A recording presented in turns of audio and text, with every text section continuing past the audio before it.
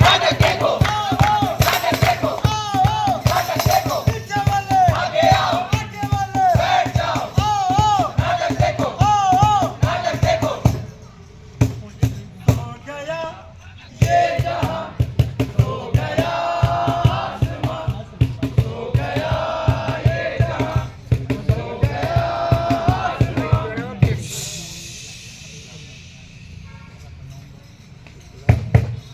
अरे देखो देखो कोई जाग रहा है, देखो देखो कोई जाग रहा है, नैनन से हमही का ताक रहा है, नैनन से हमही का ताक रहा है। ये आंखें, ये आंखें, ये आंखें, ये आंखों की ही तो माया है। और पैसे, और पैसे, ये पैसों की ही तो काया है। जिधर लुटा दूं 10 रुपया, ये भीड़, ये भीड़, ये भीड़, ये भीड़ उसी की तो छाया है। अगर बता दूं झूठा हूं, यही कुर्सी 4 बिछाऊंगा। हकीकत तुम्हें दिखाऊंगा, हकीकत तुम्हें दिखाऊंगा। मेरा क्या है, मैं तो मस्करा हूं, मैं तो हंसाऊंगा और सत्य से वाकिफ कराऊंगा। अरे ओ जैसा खुद है वैसा सबको बनाएगा क्या? ये सत्संग के चक्कर में सबको मरवाएगा क्या? हमारी यूनिवर्सिटी की नाट्य संस्था अदम्य प्रस्तुत करती है अपनी स्वरचित एवं स्वनिर्देशित नुक्कड़ तमाशा। हक है मेरा, हक है मेरा।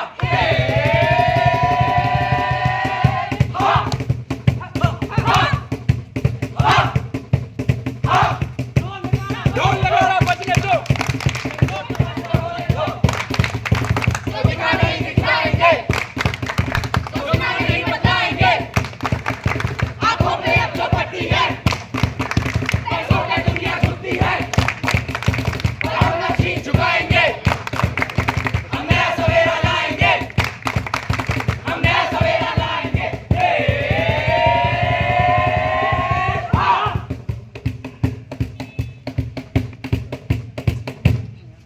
भारत रत्न बाबा साहेब डॉक्टर भीमराव अम्बेडकर जी की जयंती आज पूरे देश में हर्ष और उल्लास के साथ मनाई जा रही है। पापा पापा हाँ बेटा। ये डॉक्टर भीमराव अम्बेडकर साहब कौन थे? अरे बेटा तुम बाबा साहेब को नहीं जानते? नहीं। अरे बाबा साहेब वही विद्वान व्यक्ति हैं जिन्होंने हमारे देश के संविधान को लिखा। संविधान? हाँ तुम्हें पता है बेटा, उनके पास 32 डिग्रियां थी। उतने तो मेरे दांत भी दिए। अरे नहीं बेटा, ऐसे मजाक नहीं उड़ाते। तुम्हें पता है बाबा साहेब की वजह से ही आज हम जैसे लोगों को समाज में बराबरी का अधिकार मिला, पढ़ने लिखने का अधिकार मिला। बाबा साहेब ने ही प्रत्येक व्यक्ति को शिक्षा का अधिकार दिलाया। समझे बेटा? पापा हाँ बेटा। बात बोलूं? हाँ सही में तो कुछ समझ नहीं आया। कोई बात नहीं बेटा, चलो मैं तुम्हें दिखाता हूँ, फिर तुम अच्छे से समझ जाओगे। चलो।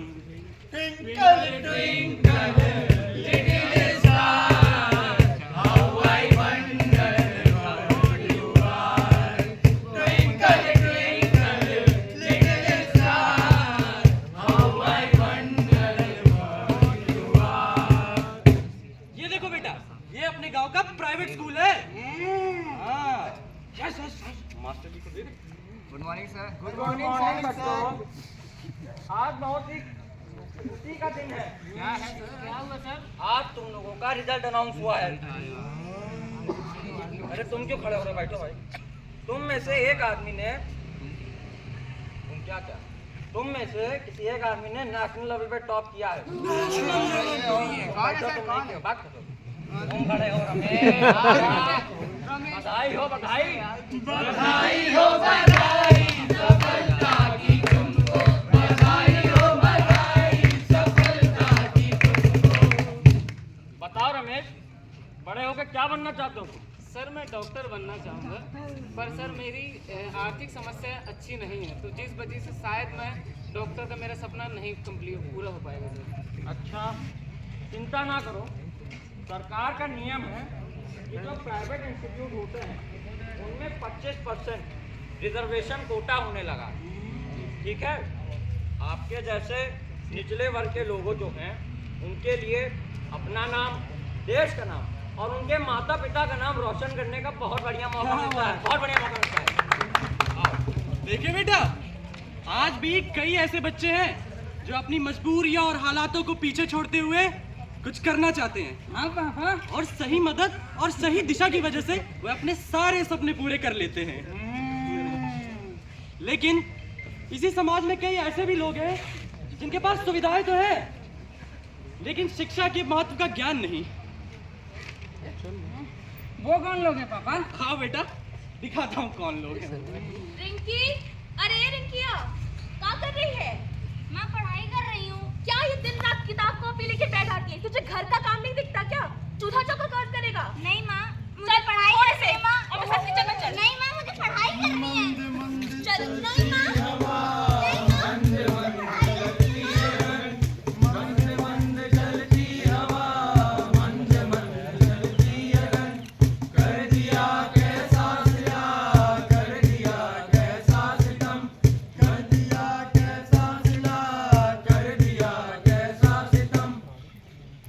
अरे काकी, ये क्या कर रही हो? देख नहीं रही हो रिंकिया को? इसको घर का तो जैसे काम काज ही नहीं दिखत है। दिन रात किताब खोल के पढ़ने बैठ जाती है। अरे तो दिक्कत क्या है? पढ़ी तो नहीं है? क्या ही हो जाएगा पढ़ के? जब आखिरी में इसका शादी ब्याह ही हो जाना है, कम से कम घर का काम काज सीख ले। अरे काकी, जमाना बदल रहा है। लड़कियां अब आगे बढ़ रही हैं, अपने पैरों पे खड़ी हो रही हैं, अपने घर का और देश का नाम रोशन कर रही हैं। चलो देख ही दे ही लेते हैं समय, क्या ही हो जाएगा पढ़ने से। पापा, बेटा, उसकी मम्मी कितनी मिली थी अरे पापा? नहीं बेटा, ऐसे किसी को बुरा नहीं कहते। पापा वो उसे पढ़ने से रोक रहे थे पापा। देखो बेटा, अगर इंसान गलत कर रहा है तो इसका मतलब ये नहीं वो बुरा है। वो ऐसा इसलिए करता है क्योंकि उसने समाज से यही सीखा है।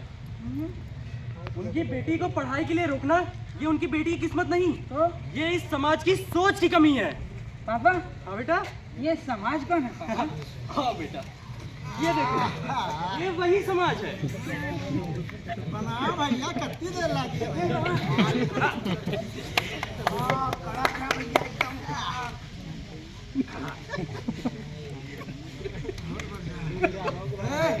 ए, मटरवा देखो आजकल कैसा अंग्रेजी पोखता है। अरे ढेर अंग्रेज के औलाद में है। ए मटरवा, बाप दादा हल चलावत मर गया, ससुर अंग्रेजी बात। तुम लोगों को कोई काम धंधा नहीं है क्या? दिन से रात तक यहीं पे बैठे रहते हैं, न पढ़ते हैं न पढ़ने देते हैं। कैंसर है भाई, कैंसर हो जाएगा। अरे ये सब छोड़ो, आजकल कहाँ इतना परेशान रहते हो तुम, देखता हूँ। मेहनत तो करना तुमने कभी सीखा नहीं। सुबह से शाम तक हम बैठे रहते हैं, 5 साल से तैयारी कर रहे हैं। पिछली बार बस 2 नंबर से रह गया, इस बार बहुत मेहनत की है और आज हमारा रिजल्ट आने वाला है।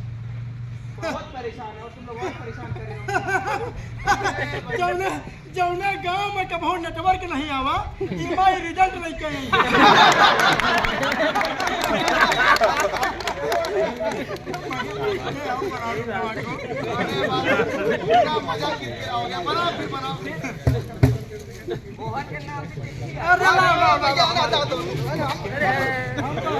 हम पढ़ा तो ज्यादा होशियार होगा।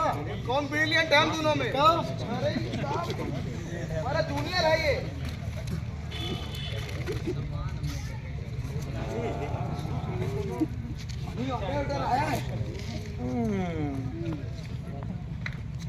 रुक जाओ। आओ कोने में ले जाओ। अरे ससुरा चश्मा लगा दो ना। कहाँ लिखा है? अरे भैया, बताओ ये तो अंग्रेजी में हमका आवत है।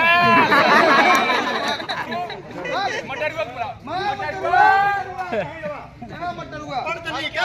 पढ़ो, तुम्हारा चिट्ठी आया है कौन? अरे ये कब शहर से? अरे सीधा तो पकड़ लो पहले। यही लिए नहीं पढ़ उल्टा रहा तो है ना।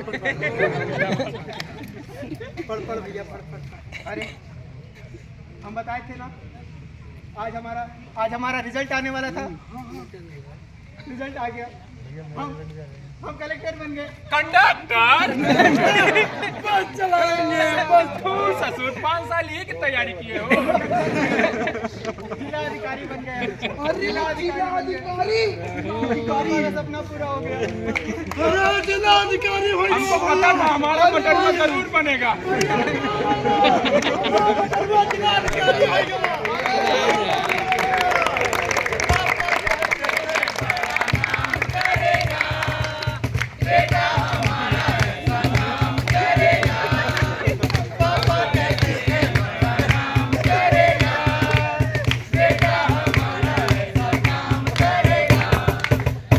देखे बेटा, जिन्हें समझ नहीं होती वही मेहनत का मजाक उड़ाते हैं। मैं तो किसी का मजाक नहीं उड़ाता बाबा। शाबाश बेटा, ये बात हमेशा ध्यान रखना। भीड़ उन्हीं का मजाक उड़ाती है जो कुछ कर दिखाने की हिम्मत रखते हैं। हाँ, लेकिन तुम ऐसे मत बनना। नहीं बाबा, मैं भी भीड़ से अलग हट के चलूंगा और एक दिन आप सबका नाम रोशन करूंगा। शाबाश बेटा।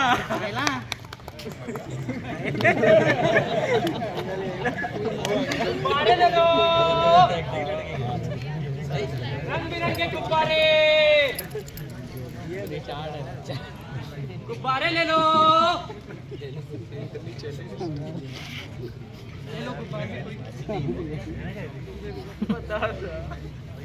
गुब्बारे ले लो, गुब्बारे ले लो। ठीक है, कितने का है भैया?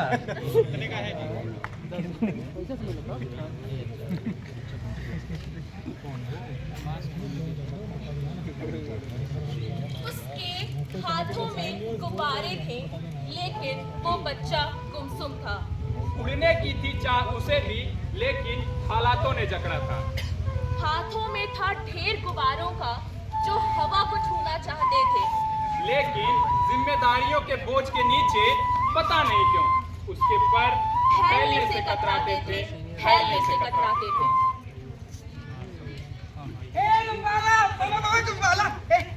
एक गुब्बारा दे दो। ये वाले गुब्बारे दे दो। कितने का दिए बाबू? 7 ये लो बाबू। अरे पापा, ये तो मेरी उम्र का लगता है। भाई, तुम स्कूल नहीं जाते क्या? अच्छा लगता है नाम सुनकर, लेकिन सुबह से शाम तक ये गुब्बारे ही मेरे लिए किताब है और ये सड़क ही मेरा स्कूल है। जब बच्चे बैग लेकर स्कूल जाते हैं ना तो लगता है काश मैं भी स्कूल जा पाता। लेकिन ये जिम्मेदारियों के बोझ से इतना धंस गया हूं कि 2 वक्त की रोटी भी मिलना मुश्किल है। लेकिन मुझे ऐसे नहीं जीना है। मुझे पढ़ना है चाचा, मुझे पढ़ना है चाचा। बेटा उठो, मुझे पढ़ना। तुम रो मत बेटा, तुम पढ़ना चाहते हो ना? मैं तुम्हारे स्कूल में एडमिशन करवाऊंगा, मैं तुम्हारा नाम लिखवाऊंगा। हाँ। कैसे चाचा? पैसे नहीं मिले। अरे तुम पैसों की चिंता मत करो। सरकार ने पिछड़े वर्ग व गरीब बच्चों के लिए स्कॉलरशिप का इंतजाम करवाया है। तुम्हें पैसों की चिंता करने की कोई जरूरत नहीं है। अब तुम्हारे सपनों के बीच में पैसों की कमी नहीं आएगी बेटा। अबे माय बाप नहीं बेटा, तुम बस अपनी पढ़ाई पे ध्यान दो और मेहनत करो, समझे? मतलब अब ये भी मेरे साथ स्कूल जाएगा? मतलब तुम भी मेरे साथ पढ़ोगे भाई, तुम भी मेरे साथ पढ़ोगे। हम दोनों दो। शिक्षा एक वृक्ष है जो दिल में पैदा होता है, दिमाग में पलता है और जबान से फल देता है। इसी शिक्षा के महत्व को समझते हुए हमारे देश के दूरदर्शी नेता एवं संविधान रचयिता बाबा साहब भीमराव अंबेडकर ने संविधान में आर्टिकल 15 क्लॉज 3 और बाद में आर्टिकल 15 क्लॉज 5 जोड़ा है, जिसके तहत आर्थिक एवं सामाजिक दृष्टिकोण से पिछड़े वर्ग के लिए प्राइवेट एजुकेशनल इंस्टीट्यूशंस में 25% का रिजर्वेशन का प्रावधान जोड़ा गया है। इसी के साथ आर्टिकल 275 क्लॉज 1 के तहत EMRS यानी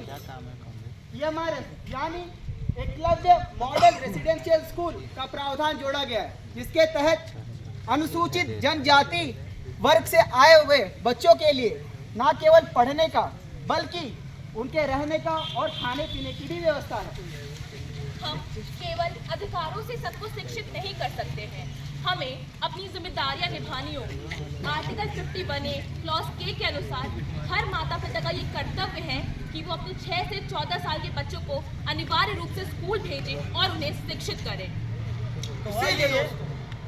इसीलिए बाबा साहब ने कहा था कि शिक्षा उस शेरनी का दूध है जो जितना पिएगा उतना बढ़ेगा। आइए दोस्तों, इसीलिए दोस्तों शिक्षा को समय दीजिए। शिक्षा आपका समय बदल देगा। भारत माता की जय।